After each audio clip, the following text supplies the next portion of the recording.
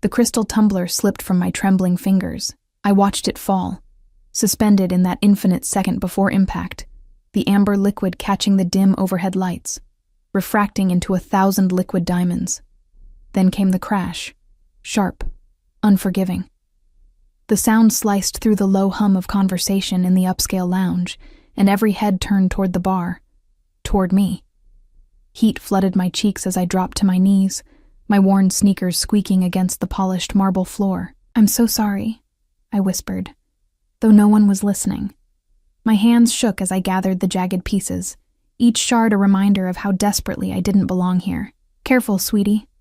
Marcus, the head bartender, crouched beside me with a dustpan. His cologne, something expensive and woody, made my nose itch. "Third one this week. Mr. Castellano's going to notice." My stomach dropped. Mr. Castellano owned the Velvet Rose, this exclusive members-only establishment where crystal cost more than my monthly rent, where I was the newest, clumsiest hire, struggling through my probation period while my daughter's medical bills piled higher each day. "Please don't tell him," I begged, my voice barely audible. "I need this job." Marcus sighed, his expression softening. "Just try to keep it together, okay? These people—" He gestured vaguely toward the leather booths and velvet chairs where Chicago's elite lounged. "They don't notice the help unless we give them a reason to. Invisible." That's what I was. What I needed to stay. I nodded, disposing of the glass and returning to my station behind the mahogany bar. The wood felt cool beneath my palms as I steadied myself, inhaling slowly. Vanilla from the candles, expensive perfume, the faint bitterness of top-shelf liquor. I let the scents ground me, pulling my focus back to the rhythm of pouring, mixing, serving. The Friday night crowd filtered in gradually. Men in tailored suits that probably cost more than my car, women draped in silk and diamonds. They spoke in hushed tones about stocks, acquisitions, political favors. I moved among them like a ghost, refilling glasses, removing empty plates, existing only in the periphery of their gilded world. "Vodka martini extra dry," a woman with ice-blonde hair demanded without looking at me. "Right away, ma'am." My hands worked automatically now, measuring, shaking, straining. The routine calmed me. Pour, shake, serve, smile, repeat. Each task a small victory, bringing me closer to the end of my shift, closer to the paycheck that would cover Lily's next round of medications. I was reaching for the vermouth when the atmosphere shifted. It wasn't loud. Nothing about it was loud, but suddenly the air felt heavier, charged with something I couldn't name. Conversations didn't stop, but they muted, changed quality, like everyone had simultaneously remembered to watch their words. The entrance doors opened with a whisper of hydraulics. I glanced up instinctively, then froze. 3 men entered. No, 2 men flanked a third, and it was him my eyes couldn't leave. He moved with the kind of stillness that suggested coiled violence, every step deliberate, mid-30s perhaps. Dark hair swept back from a face too beautiful to be real. Sharp jawline, prominent cheekbones, lips that would have looked soft if not for the hardness in his eyes. Those eyes. Even from across the room, I felt their weight. Dark, calculating, missing nothing. His suit was black, perfectly tailored to broad shoulders that tapered to a trim waist. No tie, the top 2 buttons of his white shirt undone, revealing the hollow of his throat. A thin platinum chain glinted there, catching the light. But it wasn't his appearance that made my breath catch. It was the way everyone else reacted to him. Mr. Castellano himself emerged from his office, moving faster than I'd ever seen the elderly man move. The conversations that had merely muted before stopped altogether. Men straightened in their seats. Women adjusted their posture, their expressions shifting from relaxed to carefully neutral. Fear. That's what I was sensing. Respect tinged with unmistakable fear. "Mr. Moretti." Mr. Castellano's voice carried across the lounge, warm but strained. "We weren't expecting you tonight. Your usual table is not necessary." The younger man's voice was low, smooth like aged whiskey with a dangerous burn underneath. He spoke softly, yet somehow I heard every word. "I'm meeting someone." The corner booth. His eyes swept the room as he moved, and I ducked my head quickly, focusing intently on polishing an already clean glass, my heart hammered against my ribs. I didn't know who he was, but every instinct I possessed screamed danger. The two men who'd entered with him positioned themselves strategically, one near the entrance, one near the hallway to the restrooms. Neither sat. Both wore earpieces, and the kind of alertness that never quite blinked. Security. Or bodyguards. Who needed bodyguards in a place like this? "Elena!" Marcus appeared at my elbow, making me jump. "VIP service for booth 7. Don't mess this up. Who is—" "Don't ask questions. Just bring him whatever he wants. Smile, and for God's sake don't drop anything." My palms were already sweating as I approached booth 7, carrying a leather-bound menu that probably cost more than my weekly groceries. The corner booth was the most secluded in the lounge, surrounded by frosted glass panels that offered privacy while still allowing a view of the entrance. Strategic. Everything about this man seemed strategic. He sat with his back to the wall, one arm draped casually along the booth's edge, but his fingers drummed a slow rhythm against the leather. A platinum watch caught the light, understated, but I recognized the brand. Patek Philippe. 6 figures, minimum. I stopped at a respectful distance. "Good evening, sir. Can I get you something to drink while you wait?" He didn't look at me immediately. His gaze remained fixed on the entrance, tracking something, or someone. When he finally turned those dark eyes my way, the intensity nearly made me step back. "Macallan 25. Neat. 2 glasses." His voice wrapped around me like smoke. Soft, but impossible to ignore. "Right away, sir." I turned to leave, but his voice stopped me. "What's your name?" I glanced back, surprised. In 3 weeks of working here, not one patron had asked my name. "Elena, sir." He studied me for a moment longer than comfortable, his expression unreadable. Then he nodded once, a dismissal. My legs felt unsteady as I returned to the bar.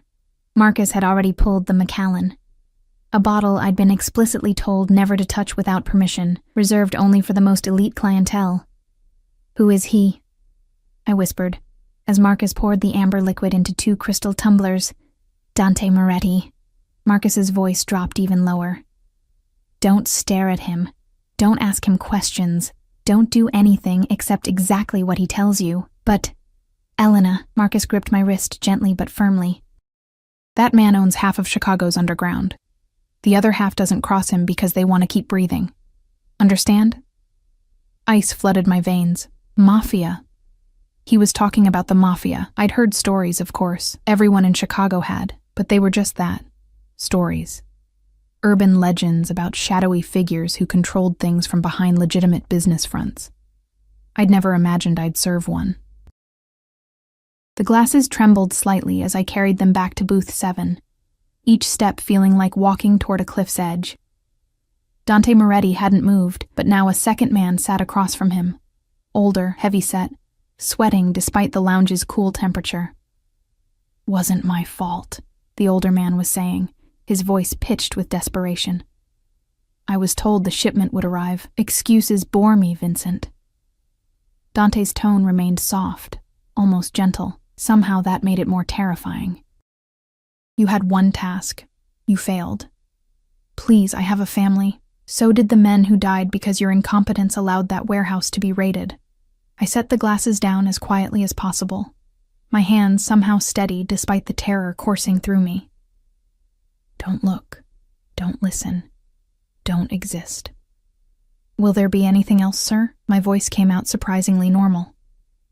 Dante glanced at me, and for just a second, something flickered in those dark eyes. Then it was gone. "No, leave us." I practically fled back to the bar, my pulse racing. Marcus shot me a knowing look but said nothing. I busied myself with unnecessary tasks, trying to ignore the sick feeling in my stomach. What kind of place was this? What had I stumbled into? My phone buzzed in my pocket, probably the hospital calling about Lily again. My baby girl, only 6 years old, fighting leukemia with more courage than I could ever muster. Every treatment cost thousands we didn't have. Every day I feared the call that would tell me the insurance had run out, that there were no more options. That's why I was here. Why I endured the fear, the exhaustion, the constant reminder that I didn't belong. Because invisible Elena Martinez could disappear into this gilded world and emerge with enough money to save her daughter. The older man, Vincent, left booth 7:20 minutes later, his face ashen, his gait unsteady. Dante remained, sipping his whiskey with the patience of a predator who knew his prey had nowhere to run. Then his phone rang. Even from across the room, I saw him tense. He answered, listened, then spoke 2 words. "Handle it." He stood abruptly, his bodyguards moving instantly to flank him. But as he strode toward the exit, his eyes swept the lounge one final time and landed directly on me. Our gazes locked for perhaps 3 seconds. 3 seconds that felt like 3 hours. His expression revealed nothing, but I felt examined, catalogued, seen in a way that made me want to hide. Then he was gone, taking that oppressive presence with him. The lounge seemed to exhale collectively. "See?" Marcus said beside me, startling me again. "Invisible. That's how you survive around men like that." But as I cleaned booth 7 later, carefully collecting the 2 glasses, one still full, one empty, I couldn't shake the feeling that Dante Moretti had seen me. Really seen me. And somehow, that felt more dangerous than anything else tonight. I was wiping down the table when I found it. A platinum money clip, tucked into the booth's leather seating. My breath caught. The clip alone was probably worth thousands, but the bills inside. I counted quickly, my hands shaking. $10,000. My first instinct was to call Marcus, to turn it in, to do the right thing. But then I thought of Lily's pale face in that hospital bed, the bills I couldn't pay, the treatments we couldn't afford. This money could save her, could buy me time. But it belonged to a man who made grown men sweat with fear. A man whose business involved warehouses being raided and people dying. I stood there, frozen, the money clip burning in my palm like stolen fire. What would he do if I kept it? What would happen to Lily if I didn't? Before I could decide, my phone rang. Unknown number. I answered without thinking. "Hello?" Elena Martinez. That smoke-smooth voice, Dante Moretti. "I believe you have something of mine." My heart stopped. The phone felt like ice against my ear. Yes, sir. I found your money clip. I was just about to keep it." Silence stretched between us, thick with confusion. I stared at the platinum clip in my trembling hand, certain I'd misheard. "I'm sorry, what?" "You heard me." A pause, filled with something I couldn't identify. "Consider it a tip for your discretion tonight. $10,000. As a tip. For not eavesdropping on a conversation I desperately tried to ignore." "That's too much. I can't. You need it." It wasn't a question. Somehow, he knew. "Your daughter. The hospital bills. Medical debt doesn't discriminate, does it, Elena?" Cold dread washed over me, replacing the shock. "How do you know about Lily? I make it my business to know things." His voice remained soft, almost kind, which made the invasion feel worse. St. Catherine's Children's Hospital. Stage 3 acute lymphoblastic leukemia. Insurance maxed out 3 months ago. You're drowning in debt, working 2 jobs, barely sleeping. My legs gave out. I sank onto the booth's leather seat. The phone pressed so hard against my ear it hurt. "You investigated me?" "I investigate everyone who works in establishments I frequent." Matter of fact, as if researching struggling single mothers was perfectly reasonable. "You're clean. No criminal record. No debts beyond medical. You keep your head down, work hard, love your daughter. Admirable." Tears burned behind my eyes, but I blinked them back. "Why are you telling me this? Because that money isn't charity, Elena. It's insurance." "Insurance for what?" "For your silence. For your continued discretion. For understanding that what you see and hear in the Velvet Rose stays there." A breath, deliberate. "Can you do that? Could I? Should I?" Everything about this felt wrong. The money, the knowledge he had about my life, the implication that I was somehow complicit in whatever darkness he represented. But Lily's face floated before me. Those big brown eyes, so much like her father's before he abandoned us. The way she smiled even through the pain, trusting that Mommy would fix everything. "Yes," I whispered, "I can do that. Good girl." Something in his tone shifted, warmed slightly. "Use it wisely. And Elena?" "Yes?" "If you ever need anything at all, you have my number now." The line went dead. I sat there for 10 minutes, clutching the money clip, trying to understand what had just happened. A Mafia boss had given me $10,000. Had investigated my entire life, had offered... What? Protection? Help? Or had I just sold my soul without realizing it? Marcus found me eventually, his expression concerned. "You okay? You look like you've seen a ghost." "I'm fine." I stood quickly, pocketing the money clip. "Just tired. Go home. Get some rest. You've earned it. Home." My tiny apartment in Pilsen, where the radiator clanged all night and the neighbor's dog never stopped barking. Where Lily's room held more medical equipment than toys, and the walls were covered in her crayon drawings of butterflies and flowers. Symbols of hope I clung to desperately.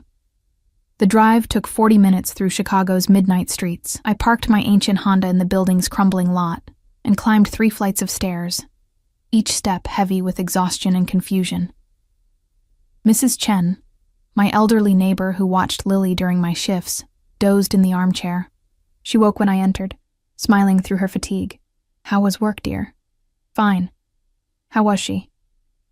"Sleeping now. Had a good day, ate all her dinner, did some coloring." Mrs. Chen gathered her knitting needles and stood slowly. "She asked for you, though. Always asks for you." Guilt twisted in my chest. "Thank you for staying. I don't know what I'd do without you." "Nonsense. That child is a joy." She patted my arm. "You're doing your best, Elena. That's all any mother can do." After she left, I locked the door and moved quietly to Lily's room. The nightlight cast soft shadows across her sleeping face. So small, so fragile, her dark hair spread across the pillow like silk. The IV stand beside her bed gleamed dully, a constant reminder of her battle. I knelt beside her, pressing a kiss to her forehead. She stirred slightly, murmuring something about butterflies before settling back into sleep. "I'll keep you safe," I whispered. "Whatever it takes. Even if it means accepting money from dangerous men." 3 days passed without incident. I deposited the money, explaining to the skeptical bank teller that it was a large tip from a generous patron, and immediately paid off Lily's most urgent medical bills. The relief was physical, a weight lifted from my shoulders that had been crushing me for months. But the memory of Dante Moretti's voice lingered, smooth, certain, knowing far too much about my life. I returned to the Velvet Rose for my Thursday shift, half expecting him to appear. He didn't. The lounge operated as usual, wealthy patrons, expensive drinks, my invisible presence behind the bar. Marcus seemed relieved that I hadn't quit. "You're doing better," he observed Friday evening as I prepared a complicated cocktail without spilling anything. More confident, because I'd slept. Really slept. For the first time in months, knowing Lily's immediate care was covered. Because the panic that had been my constant companion had eased, just slightly. Because I'd made a deal with the devil, and so far, he hadn't collected. Saturday night arrived with unexpected winter rain. The lounge was quieter than usual, the weather keeping even Chicago's elite at home. I worked the early shift, grateful for the slower pace. I was restocking the top-shelf vodka when I heard it. That shift in atmosphere, the subtle change that made my skin prickle with awareness. I turned slowly, already knowing what I'd see. Dante Moretti stood just inside the entrance, water droplets glistening in his dark hair. He wore charcoal gray tonight. Suit, shirt, even his tie was a shade darker. The effect made him look like a storm given human form. His eyes found mine immediately. My heart stuttered. He moved toward the bar. Not his usual corner booth, but directly to where I stood. The 2 bodyguards who'd accompanied him positioned themselves at strategic points, their presence both obvious and intimidating. "Elena." My name sounded different in his voice, intimate somehow, despite the public setting. Vodka martini, dry. Not his usual Macallan, not his usual booth. My hands shook slightly as I prepared the drink, hyper-aware of his gaze tracking my every movement. Pour, shake, strain. The routine should have calmed me, but proximity to him made everything feel charged, dangerous. I set the glass before him, proud that it didn't rattle. "Will there be anything else, sir? Dante." He lifted the glass, studying the clear liquid. "When we're alone, you call me Dante." We weren't alone. Marcus was 10 feet away, 2 other bartenders worked the far end, and at least 20 patrons occupied the lounge. But somehow, it felt like only the 2 of us existed. "I shouldn't." "You used the money well," not a question. A statement. "Your daughter's immediate treatments are covered. You slept properly for the first time in 4 months." How did he know I'd slept? Had he been watching? The thought should have terrified me.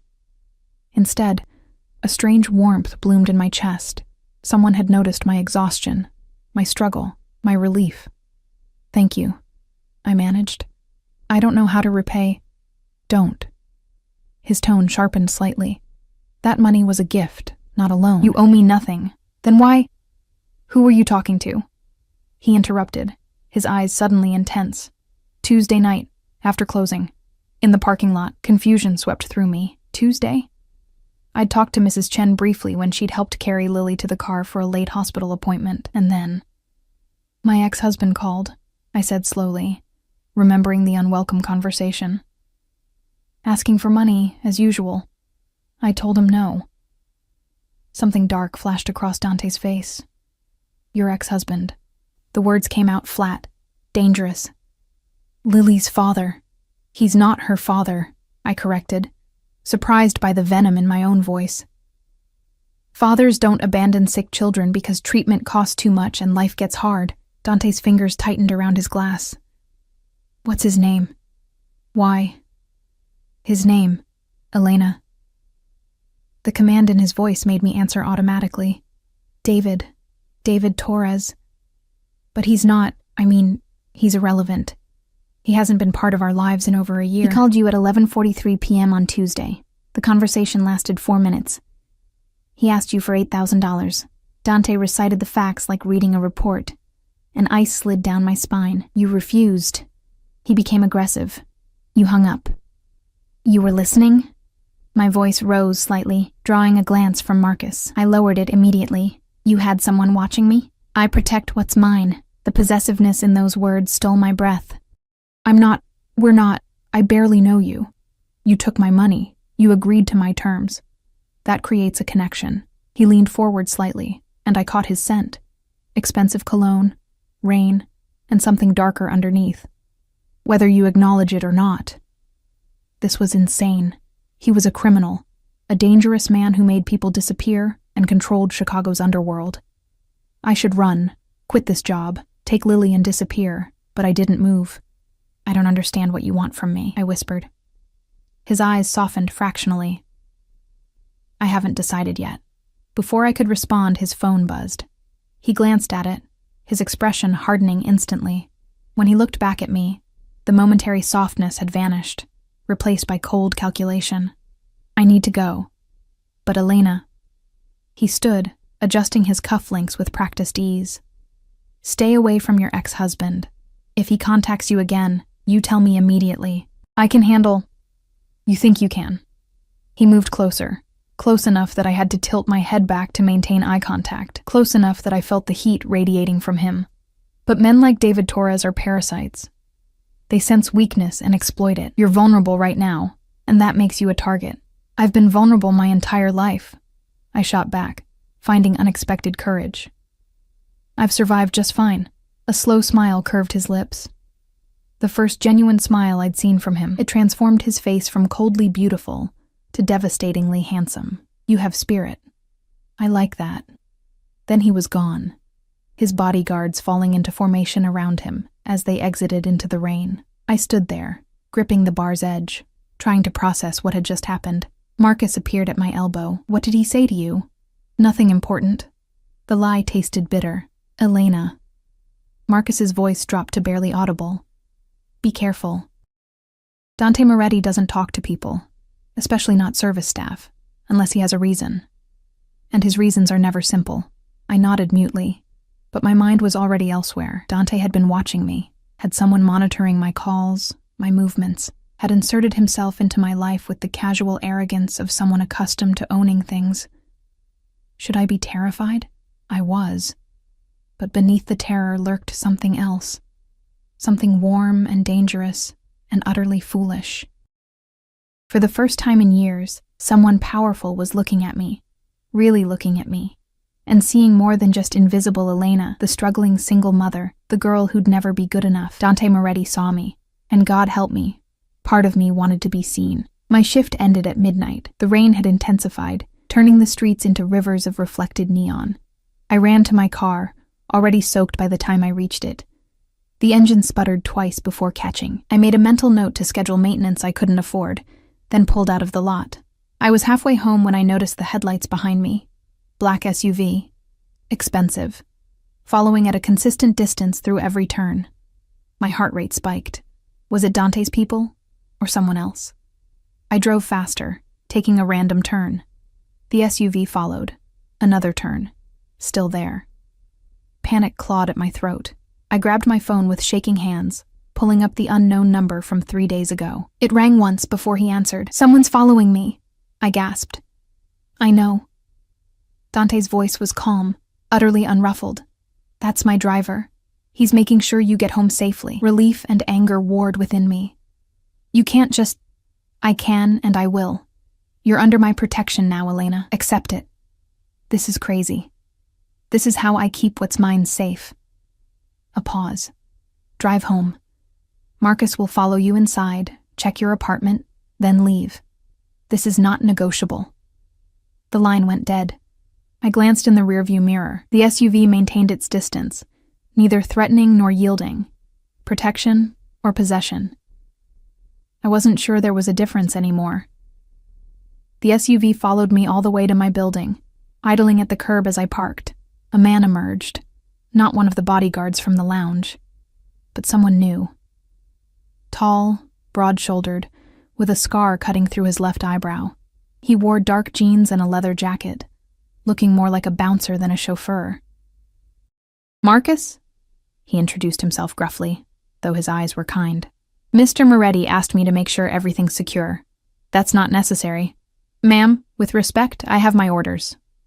He gestured toward the building's entrance. "After you." What choice did I have? I led him upstairs, each step feeling surreal. A week ago, I was invisible. Now I had a Mafia boss's driver escorting me home like I was someone important, someone worth protecting. Mrs. Chen opened her door as we reached my floor, her eyes widening at the sight of Marcus. I gave her what I hoped was a reassuring smile. Just a friend making sure I got home safe.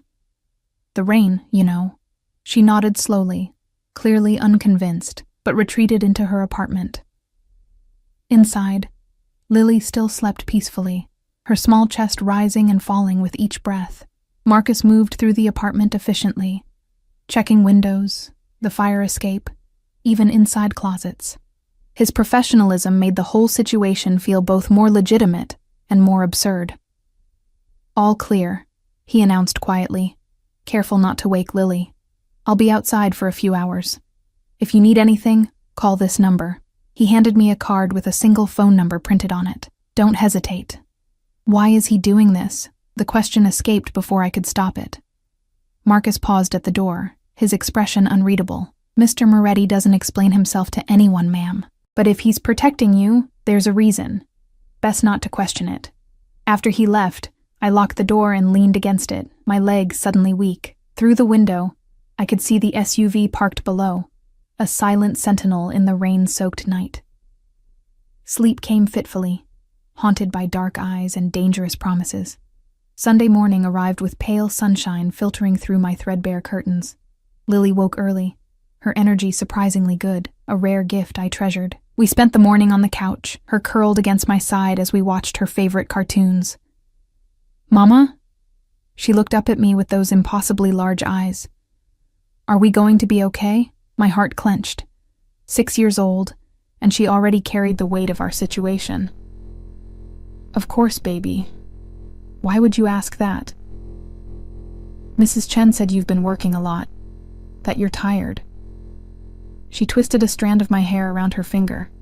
A nervous habit. I don't want you to be sad anymore.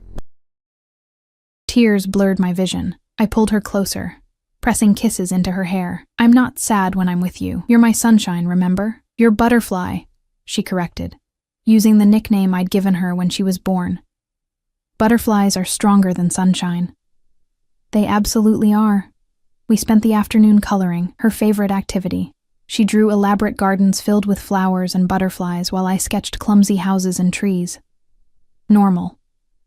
This was normal, and I clung to it desperately. My phone buzzed around 3, unknown number, but I recognized it now.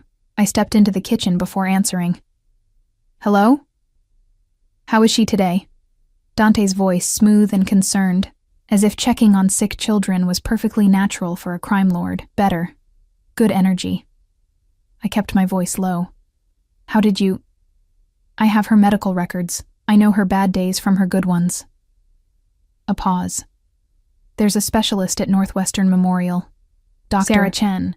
She's one of the best pediatric oncologists in the country. I can't afford... You're not listening, Elena. I've already arranged a consultation. Tuesday morning, 9 a.m. Transportation will be provided. Anger flared, hot and sudden.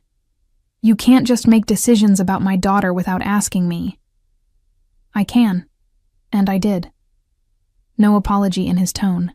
This doctor could extend Lily's life, improve her prognosis significantly. Would you refuse that because of pride? The words hit like a physical blow.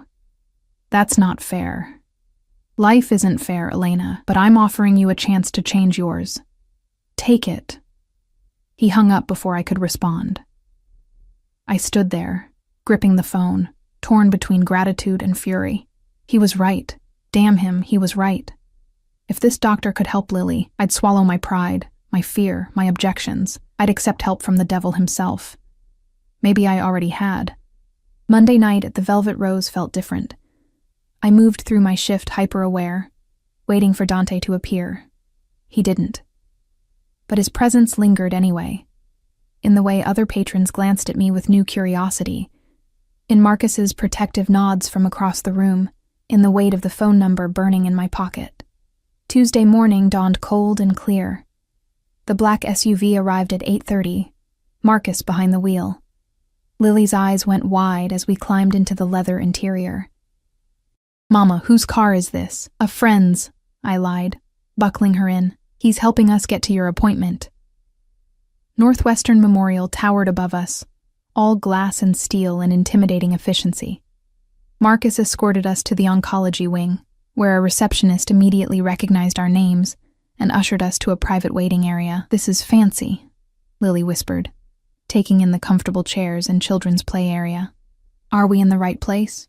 Before I could answer, a woman in her late 40s entered, Asian, elegant, with kind eyes behind wire-rimmed glasses. Elena, I'm Dr. Chen, and you must be Lily. She shook my daughter's hand solemnly, treating her like a person rather than a patient. I liked her immediately. The examination was thorough, gentle, and hopeful. Chen explained treatment options I'd never heard of, clinical trials that showed promise, alternative therapies that could reduce side effects. She spoke directly to Lily when appropriate, including her in decisions about her own care. Your current treatment protocol is outdated, Dr. Chen said finally, meeting my eyes. I'd like to enroll Lily in a trial we're conducting. It's showing remarkable results, 78% remission rate for her specific leukemia type. What's the cost? The question lodged in my throat. The trial covers all treatment costs. You'd only be responsible for standard hospital fees, which, she glanced at her tablet, have also been covered by a benefactor. Your only expense would be time and commitment to the treatment schedule. Tears spilled down my cheeks. I tried to wipe them away quickly, not wanting to frighten Lily, but they kept coming. I don't understand. Why would someone... Because your daughter deserves a chance. Dr. Chen's voice softened. And because someone believes you both deserve relief from this burden. Dante. This was all Dante. The appointment concluded with paperwork, treatment schedules, and a prescription for new medications. As we left, Lily clutched a stuffed butterfly the nursing staff had given her, her smile brighter than I'd seen in months. "Mama, I like this doctor. She's nice." "She is, baby. She's going to help you get better." "Will I lose my hair?" Practical question. Pragmatic child. "Maybe. But it'll grow back even more beautiful." "Like a butterfly coming out of a cocoon?" "Exactly like that." Marcus drove us home in comfortable silence. As we pulled up to my building, he handed me a sealed envelope. From Mr. Moretti. Inside, a note in bold, masculine handwriting. "You're welcome. Come to the Velvet Rose tonight. We need to talk. D." The paper trembled in my hand. A summons, not an invitation. Mrs. Chen agreed to watch Lily that evening, though her expression remained worried. "Are you in some kind of trouble, dear?" "No," I assured her. "Just complicated gratitude." The Velvet Rose felt different that night. Tuesday was traditionally slower, but tonight, the lounge buzzed with an unusual tension. Men in expensive suits occupied every booth, their conversations hushed and urgent. I recognized some faces from news broadcasts, politicians, businessmen, people who made Chicago run, and in the corner booth, surrounded by a subtle perimeter of bodyguards, sat Dante Moretti. He wore navy tonight, the color making his dark eyes appear almost black. His attention was fixed on a tablet before him, but the moment I entered, his gaze lifted and locked onto mine. My breath caught. He gestured slightly. "Come here." My feet carried me forward on autopilot. The bodyguard stepped aside, allowing me passage into his domain. Up close, I could see the faint stubble along his jaw, the slight shadows beneath his eyes suggesting he slept as poorly as I did. "Sit." Not a request. I slid into the booth across from him, my hands clasped tightly in my lap. "Thank you for Dr. Chen, for everything. I don't know how to..." "Did she accept the treatment protocol?" "Yes. We start next week." Satisfaction flickered across his features. "Good. Lily will respond well. Dr. Chen is the best." "Why are you doing this?" The question burst out. "You don't know us. We're nothing to you."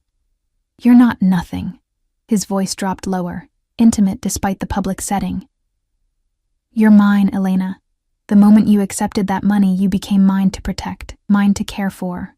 Mine." The possessiveness should have frightened me. Instead, warmth bloomed in my chest, dangerous and intoxicating. I didn't agree to belong to anyone. "Didn't you?" He leaned forward, and suddenly the space between us felt charged. "You took my money. You let my driver follow you home. You brought your daughter to my doctor. Every choice you've made has bound you tighter to me. That's not fair. I told you before. Life isn't fair." His eyes held mine captive. "But I am offering you something fair, Elena. Protection, security, everything you need for Lily and for yourself. All I ask in return is loyalty." Loyalty to a criminal? The words escaped before I could stop them. Instead of anger, amusement curved his lips. Criminal is such a harsh word. I prefer businessman with flexible ethics. The humor faded quickly. "But yes, Elena, I'm asking you to be loyal to a man who operates outside the law, who does terrible things to maintain power, who would burn this city down to protect what's his." "And what am I to you, exactly?" The question hung between us, heavy with implications I wasn't ready to examine. "I haven't decided yet," he repeated his words from days ago. "But I will. Soon." One of his bodyguards approached, leaning down to whisper something. Dante's expression hardened instantly. "Excuse me. Business." He stood, then paused. "Don't leave. I'll return shortly."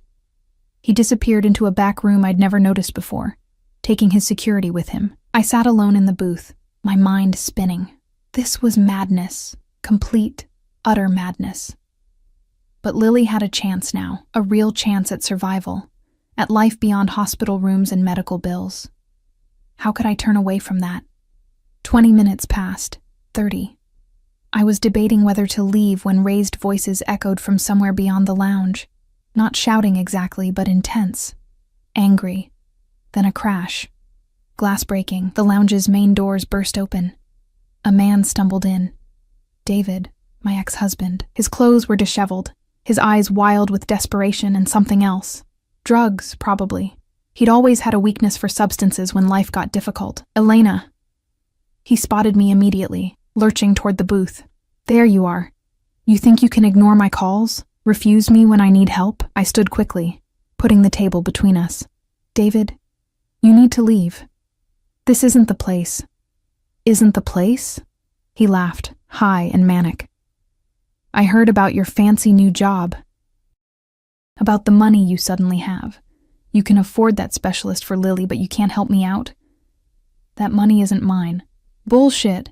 You always had money hidden away, always holding out on me. He grabbed my wrist, his grip bruising. I'm Lily's father. I have rights. You have nothing. The voice came from behind David, cold as winter ice. Dante stood there, flanked by his bodyguards. But it was him, the controlled fury radiating from him, that made David release me and stumble backward. Who the hell are you? David demanded, trying for bravado and failing. The man who's going to make you wish you'd stayed away. Dante moved forward with predatory grace. You grabbed her. Put your hands on what's mine. Yours? David's drug-addled brain finally caught up with his situation. His face paled. Look, man, I didn't know she was we have history, and you abandoned your daughter when she needed you most. You've harassed Elena for money you have no right to. And now... Dante's voice dropped to barely above a whisper, somehow more terrifying than any shout. You put your hands on her in my establishment. 2 bodyguards grabbed David, immobilizing him instantly. Dante, please. I found my voice. He's not worth it. Just let him go. He hurt you. Dante's eyes never left David's face. No one hurts what's mine. I'm not... Yes, you are. He finally looked at me, and the intensity in his gaze stole my breath. You are mine, Elena. The sooner you accept that, the easier this becomes. He turned back to David, who'd begun whimpering. Get him out of here. Make sure he understands that if he ever contacts Elena again, ever speaks her name, thinks about her, breathes near her, there won't be enough left of him to identify. They dragged David out through a back exit, his protests fading into the night. Silence descended on the lounge. The other patrons had very deliberately returned to their conversations, seeing nothing, hearing nothing. Dante approached me slowly, gently taking my wrist where David had grabbed it. A bruise was already forming, purple against my pale skin. His jaw clenched. Did he hurt you anywhere else? No. I'm fine. You're not fine. His thumb traced the bruise with devastating gentleness. But you will be. I promise you that. This is insane, I whispered. All of this. You can't just claim people. I can claim you. His eyes met mine, dark and certain. Because you don't want to be invisible anymore, do you, Elena? You want someone to see you, to protect you, to make sure you and Lily never struggle again. He was right. God help me, he was absolutely right. I'm terrified of you, I admitted. Good. He smiled slightly. Fear will keep you careful, but Elena... He lifted my chin with gentle fingers, forcing me to maintain eye contact. I will never hurt you. Never. You and Lily are under my protection now, and that means something. It means everything. What do you want from me? Everything. Simple, honest, devastating. Your trust, your loyalty, your presence. I want you to stop fighting this connection between us and accept that you're mine now. I barely know you. Then let's fix that. He released me, gesturing to the booth. Sit. Talk to me. Tell me about Lily, about your dreams, about who Elena Martinez is beyond the struggling mother and invisible bartender. And despite every logical thought screaming at me to run, I sat. Because Dante Moretti saw me, and I was tired of being invisible. We talked until the lounge closed. Not about his business. He deflected those questions with practiced ease. Instead, he asked about Lily. About her favorite colors, purple and yellow, her obsession with butterflies. She'd made me promise to take her to a butterfly conservatory when she got better. Her surprising vocabulary. She read constantly, devouring books faster than I could borrow them from the library. She sounds remarkable, Dante said, genuine warmth in his voice, like her mother. Heat crept up my neck. I'm not remarkable.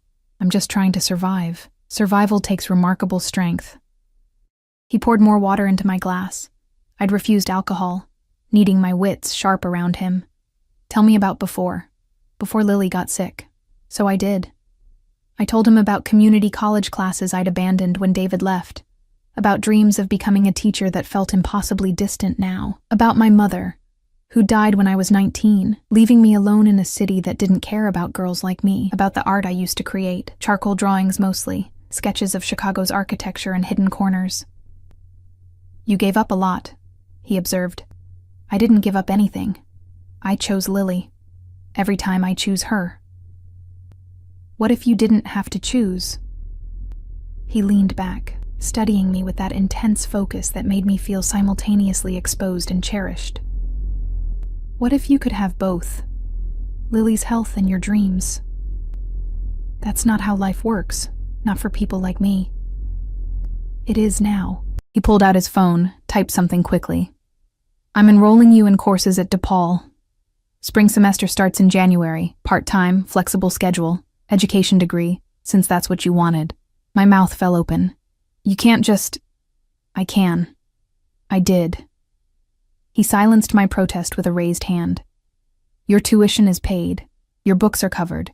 You'll attend classes while Lily's in treatment, and Mrs. Chen will continue watching her when needed, at triple her current rate. Dante, this is not negotiable, Elena. His voice gentled. You've spent years sacrificing everything for your daughter. Let me give you something back. Tears threatened again. I blinked them away furiously. Why? Why would you do all this for someone you barely know? He was quiet for a long moment, his fingers drumming that slow rhythm against the table. When he spoke, his voice carried a weight I hadn't heard before. When I was 7, my mother got sick. Cancer, like Lily. My father.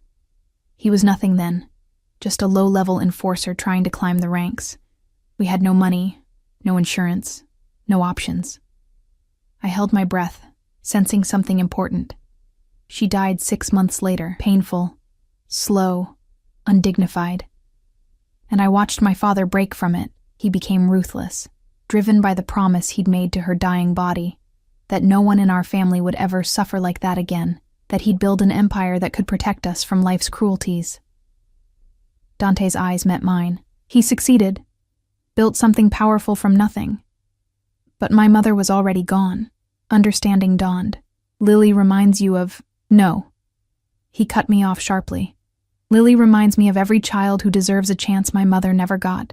And you, his voice softened. You remind me that not everyone who struggles is weak, that sometimes the strongest people are the ones barely holding on. The vulnerability in his admission stole my breath. This dangerous man, this criminal who made others tremble, had just exposed something raw and precious. I don't know what to say, I whispered. Say you'll accept my help. Say you'll stop fighting me at every turn. He reached across the table, his hand palm up, an invitation rather than a demand. Say you'll let me take care of you, Elena. I stared at his hand, strong, scarred across the knuckles, capable of both violence and tenderness. Every rational part of my brain screamed warnings, but my heart, that traitorous organ, yearned toward him like a flower-seeking sun. Slowly, I placed my hand in his. His fingers closed around mine, warm and secure, and something clicked into place, something that felt dangerously like belonging. There, he murmured. Was that so difficult?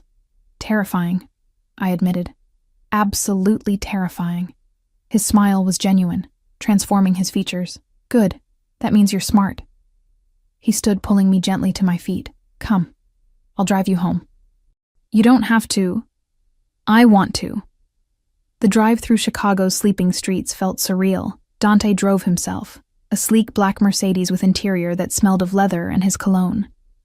Classical music played softly through the speakers, something mournful and beautiful. Chopin, he said, noticing my attention. Nocturnes. My mother used to play them. She was a pianist, before marriage, before children, before cancer. She was going to perform professionally. Sadness tinged his voice, another dream sacrificed. We pulled up to my building far too quickly. Dante killed the engine but made no move to leave. Instead, he turned to me, his expression serious. "David won't bother you again. I've made certain of that." "What did you do to him?" Part of me didn't want to know. Part of me desperately needed to. "Nothing permanent. Yet." His tone hardened. "But he understands now that you're protected. That touching you means death." The casual way he mentioned death should have horrified me. Instead, a twisted sense of safety washed over me. No one had ever protected me before. Not like this. I should go. "Mrs. Chen will worry, Elena." He caught my hand as I reached for the door. "One more thing." I turned back, finding his face inches from mine. My breath hitched. "I meant what I said. You're mine now. That means no other men, no dates, no flirtations, nothing." Possessiveness burned in his eyes. "Understand? We're not. You haven't." I stumbled over the words. What exactly are we? I don't know yet. Honesty, brutal and raw. But I know I want you. I know I think about you constantly. I know seeing that bruise on your wrist made me want to tear your ex-husband apart with my bare hands. He lifted our joined hands, pressing his lips to my bruised wrist with devastating gentleness. "So until I figure out exactly what this is, you're mine. Exclusively. That's not fair. You can't claim exclusivity without..." "Can't I?" A challenge in his voice. "Tell me you don't feel this. Tell me you don't lie awake thinking about me, wondering what it would be like to stop fighting and just surrender." I couldn't. Because he was right. "I'm scared," I whispered. "I know." He cupped my face with his free hand, his thumb tracing my cheekbone. "But I've got you, Elena. I've got you and Lily both. You're safe now. I promise." Then he leaned in and kissed me, soft at first, gentle, giving me space to pull away. But I didn't. Instead, I melted into him, my hand fisting in his shirt, pulling him closer. The kiss deepened, turned hungry, desperate, like we were both drowning and each other was air. When we finally broke apart, both breathing hard, he rested his forehead against mine. "Go inside before I do something we're not ready for," he murmured. I nodded mutely, climbing out of the car on shaking legs. At my building's entrance, I turned back. He'd rolled down his window, watching me with an intensity that made my knees weak. "Good night, Dante. Good night, Elena. Sleep well, knowing you're protected." I watched him drive away before heading upstairs, my fingers pressed to my lips, still feeling the ghost of his kiss. Mrs. Chen took one look at my face and smiled knowingly. Complicated gratitude indeed. The next 2 weeks passed in a blur of new normalcy. Lily started her treatment protocol at Northwestern, responding better than anyone dared hope. The clinical trial drugs made her tired, but didn't trigger the violent nausea her previous treatments had. She even gained a little weight, color returning to her pale cheeks. Dr. Chen was cautiously optimistic. "Her numbers are improving. If this continues, we might see remission by spring." Spring. The word felt like prayer, like promise. I enrolled in classes at DePaul: Introduction to Education Theory, Child Psychology, Mathematics for elementary teachers. The campus felt foreign at first, surrounded by students who'd never had to choose between textbooks and groceries. But gradually, I found my rhythm. Studied during Lily's treatment sessions, completed assignments while she slept. Mrs. Chen, thrilled by her increased pay, practically glowed with pride over her expanded role in our lives. And Dante wove himself into the fabric of my existence with quiet persistence. He didn't visit the Velvet Rose often, but when he did, his eyes found mine immediately. Sometimes he'd sit at the bar, watching me work with possessive satisfaction.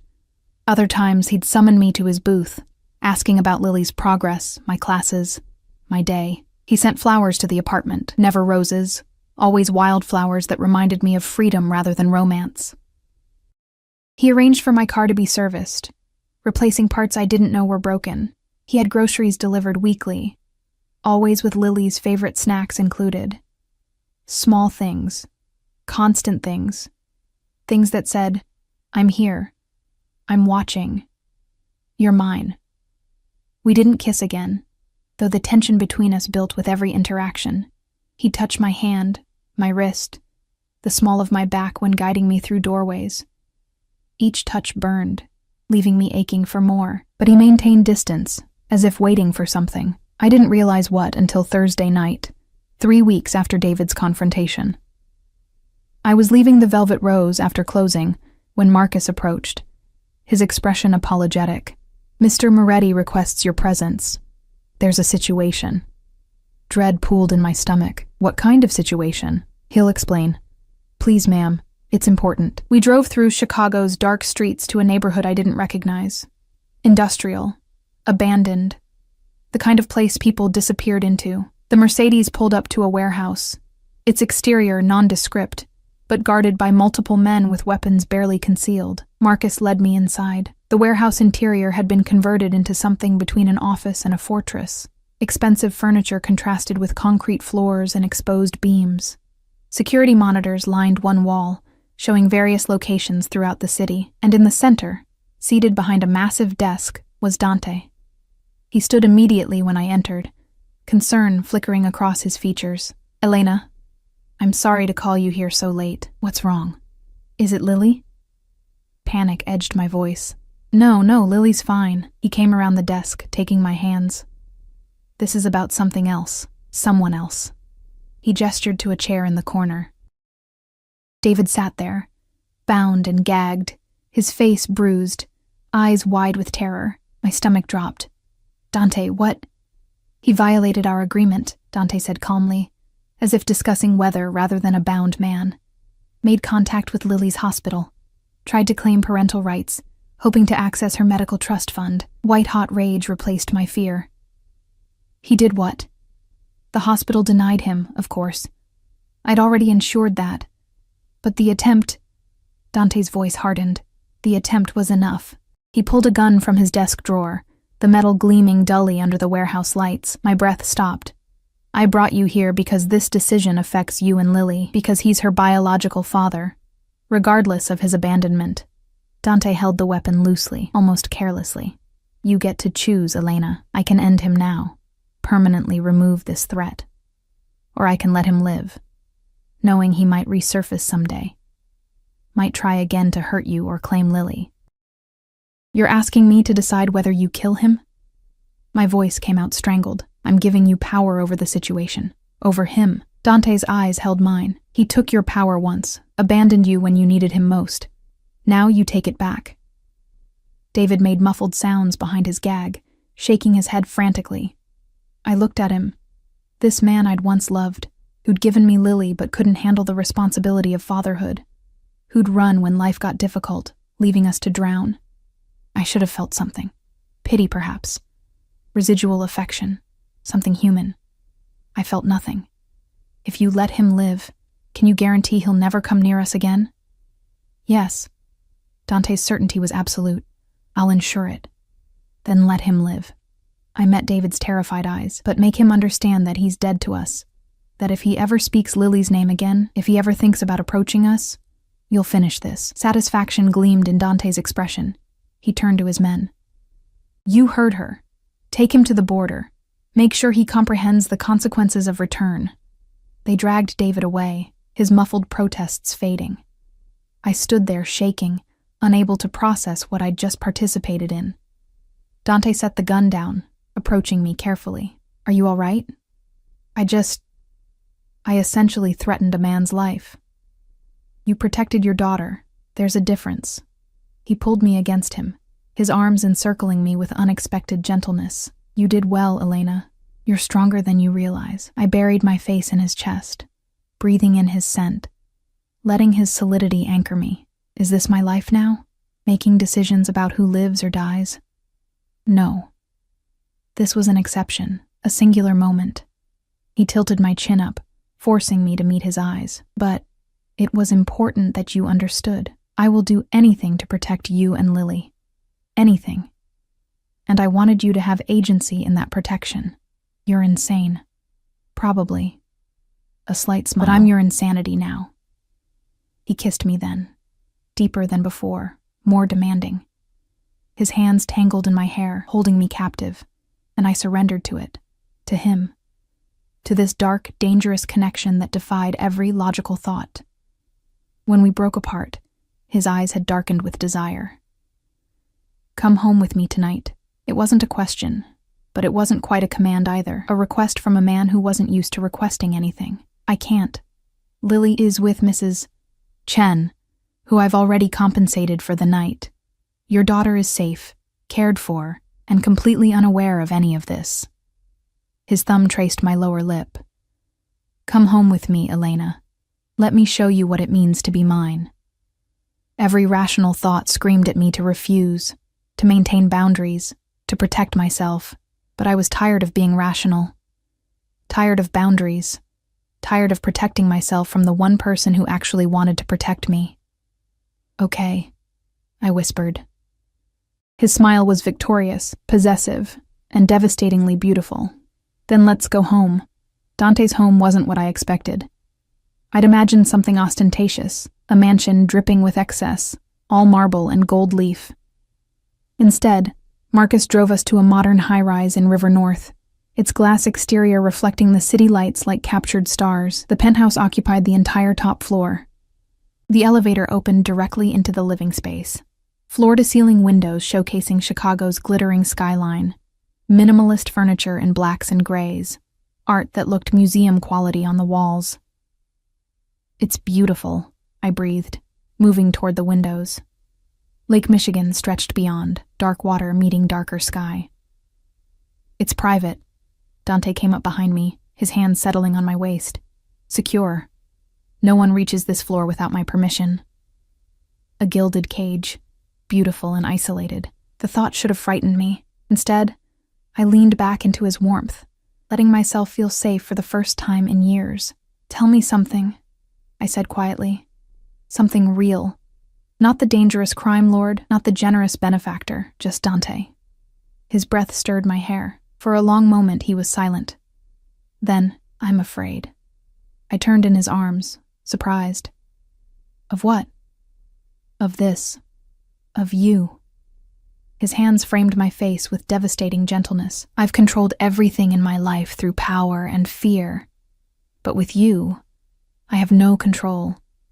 You've gotten under my skin, into my thoughts, and I can't get you out. Don't want to get you out. That terrifies you? Completely. A wry smile. Caring about someone is dangerous in my world. It creates vulnerabilities.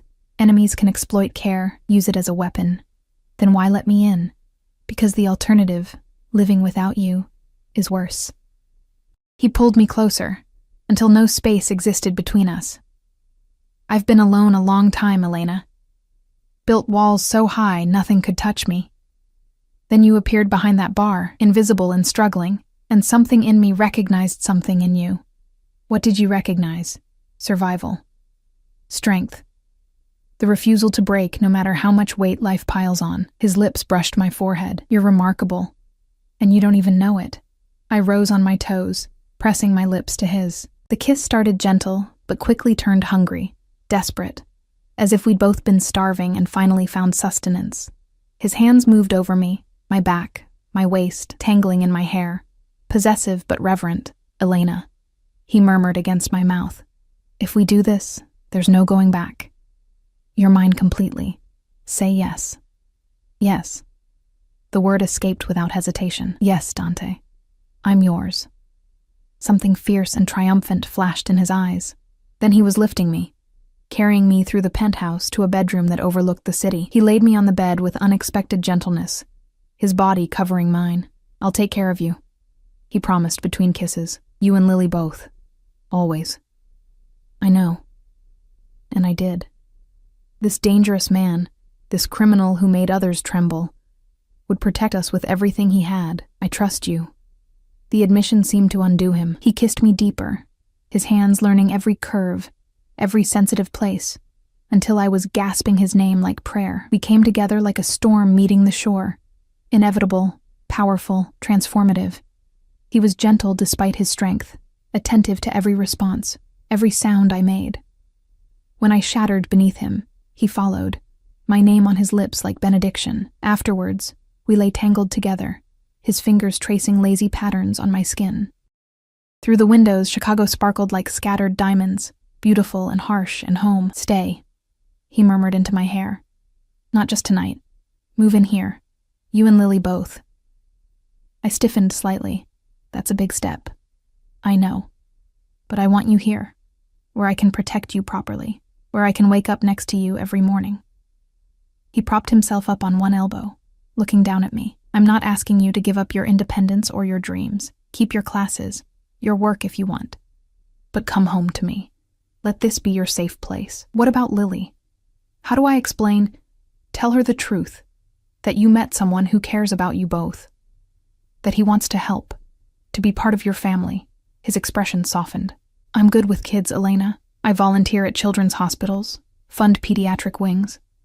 Let me be good to your daughter. Tears blurred my vision. You really mean this? All of it? Every word. He kissed away the tear that escaped. I don't do anything halfway, Mirena. When I claim something, I keep it, protect it, cherish it. This is crazy. The best things usually are. He smiled.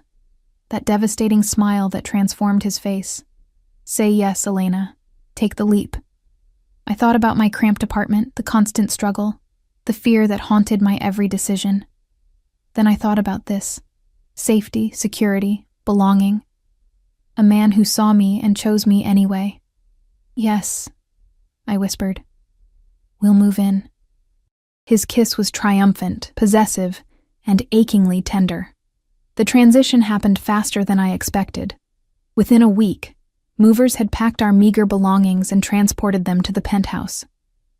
Dante had an entire wing prepared for Lily, bedroom painted purple, her favorite color, with butterfly decals on the walls and more toys than she'd ever owned.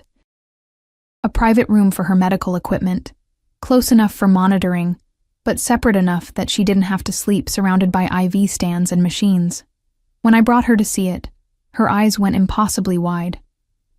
Mama, is this really ours? Really ours, Butterfly? I knelt beside her, brushing hair from her face. Do you like it? It's like a castle. She spun in circles, taking in the space, then stopped suddenly. Is this because of your friend, the one who helped us? Yes. His name is Dante. He's special to me.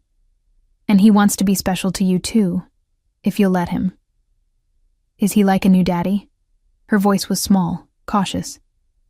She barely remembered David, but the abandonment had left scars. I don't know yet, sweetheart, but he's someone who cares about us, who wants to keep us safe. Okay. She considered this with her characteristic seriousness. Can I meet him? Dante had been waiting in the living room, giving us space. When I brought Lily out, I saw something flash across his face. Nervousness. Maybe even fear. This powerful man, afraid of a 6-year-old's judgment. Lily, I said gently. This is Dante. Dante, this is my daughter. He crouched down to her level, making himself less imposing. Hello, Lily. Your mother has told me wonderful things about you. She studied him with those big brown eyes, assessing. Are you the one who made Mama smile again?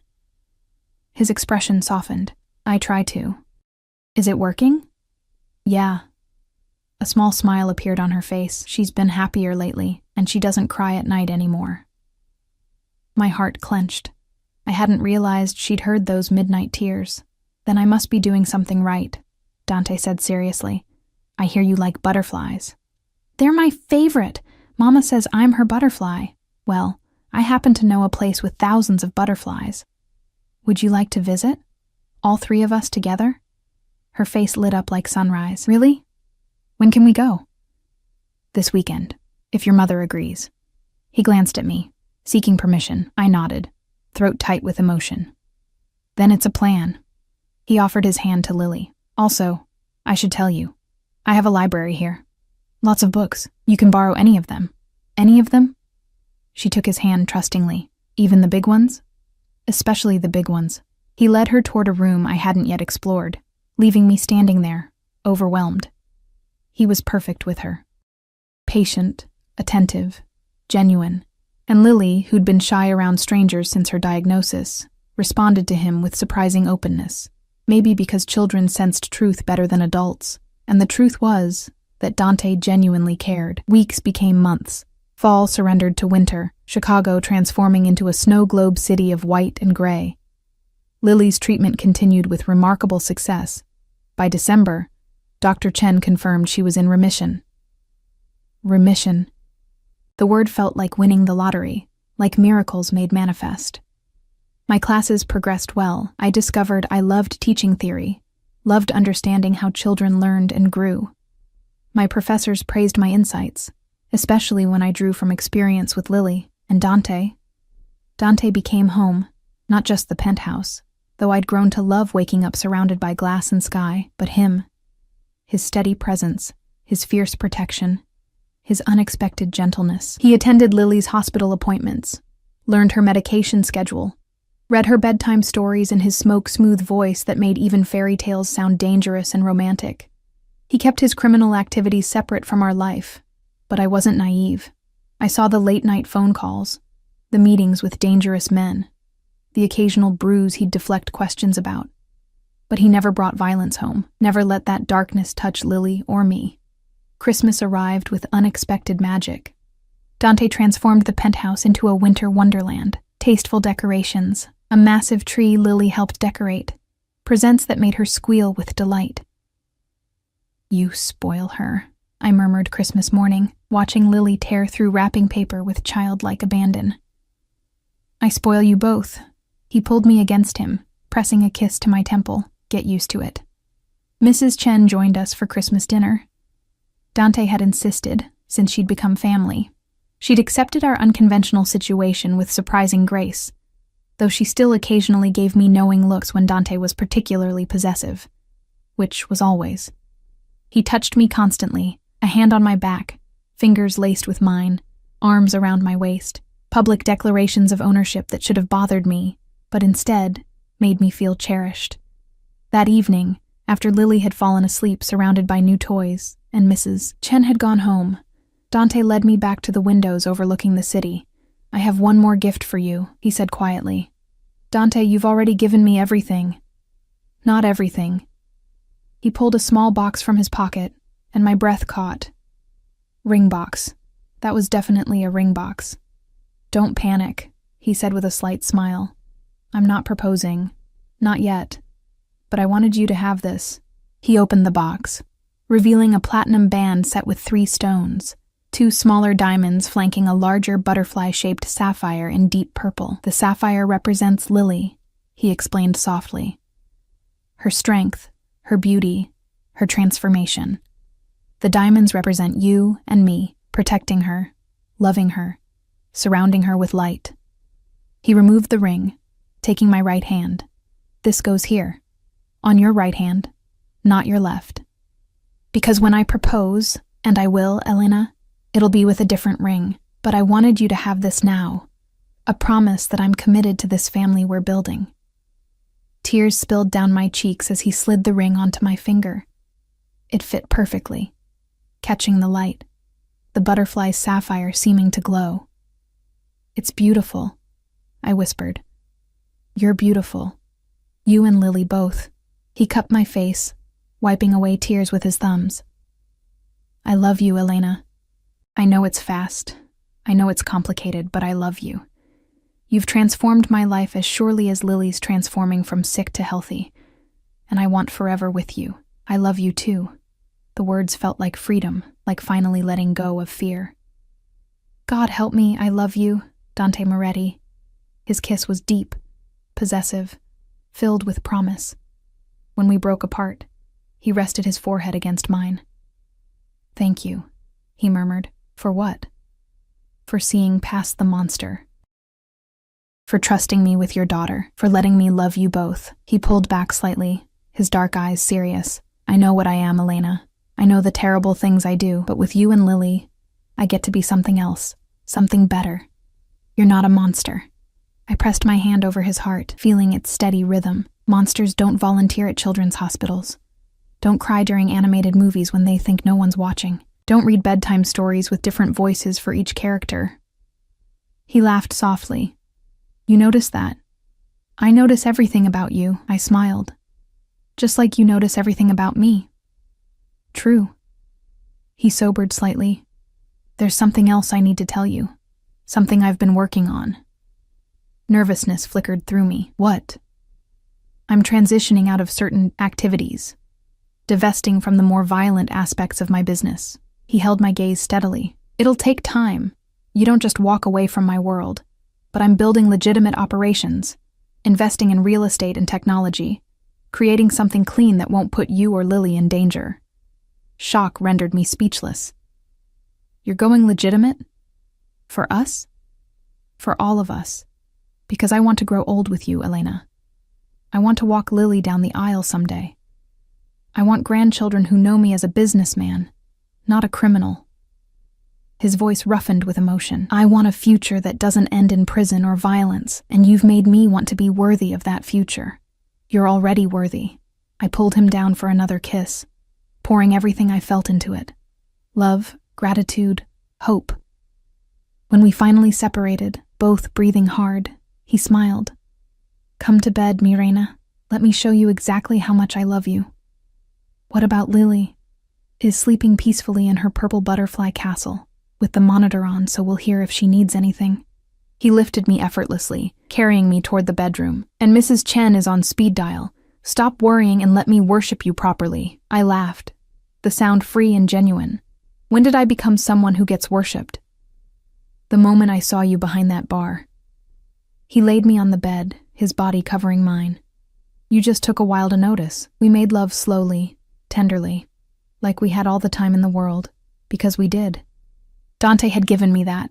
Time, security, the freedom to breathe without constant fear. Afterwards, wrapped in his arms with the city glittering beyond our windows, I felt something I hadn't experienced in years. Peace. Spring arrived with unexpected warmth, Chicago shaking off winter's grip. The butterfly conservatory visit Dante had promised became a monthly tradition. Lily never tired of walking among the flowers, while butterflies landed on her shoulders, her hands, her hair. Look, Mama, she called during our March visit, a monarch perched on her finger. He likes me. Of course he does, Dante said, crouching beside her.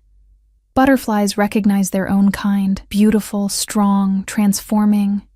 She giggled, then carefully transferred the butterfly to Dante's hand. Now you have one too, he smiled. That genuine smile he reserved only for Lily and me. So I do. Thank you, butterfly. Watching them together, I felt my heart swell almost painfully. This was family, real, chosen, built on love rather than biology. That evening, after Lily had fallen asleep, Dante led me to the living room where a canvas waited on an easel, covered with cloth. I have something for you, he said, suddenly nervous. Another gift? Dante, just look. He removed the cloth. My breath caught. It was a painting, professional, gorgeous, depicting the three of us at the butterfly conservatory. Dante and I stood on either side of Lily, all of us laughing as butterflies swirled around us. But the artist had captured something deeper. The way Dante's hand rested protectively on Lily's shoulder. The way I leaned slightly into him. The way we formed a complete unit. I commissioned it from that artist you admire, he explained. Based on photographs from our visits, I wanted to capture this.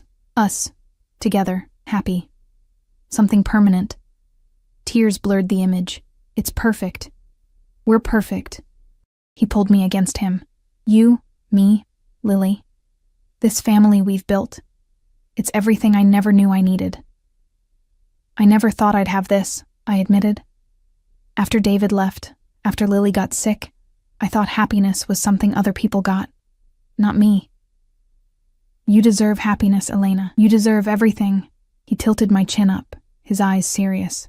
Which brings me to something important. Before I could ask what, he was dropping to one knee. My heart stopped. I know I said I'd wait, he began, pulling a different box from his pocket. But I've learned that waiting is overrated. Life's too short, too uncertain.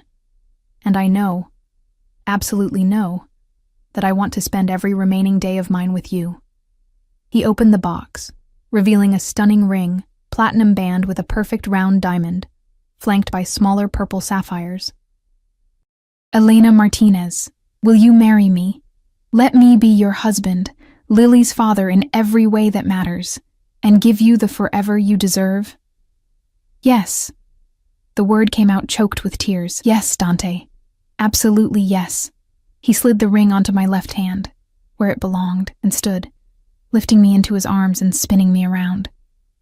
When he set me down, his kiss was deep, claiming, "Perfect, I love you," he murmured against my lips. "My queen, my heart, my everything." I held up my hand. "I love you too," watching both rings catch the light, the promise ring on my right, the engagement ring on my left. "Though you really do spoil me." "Get used to it. You're marrying a man who shows love through excess." He grinned.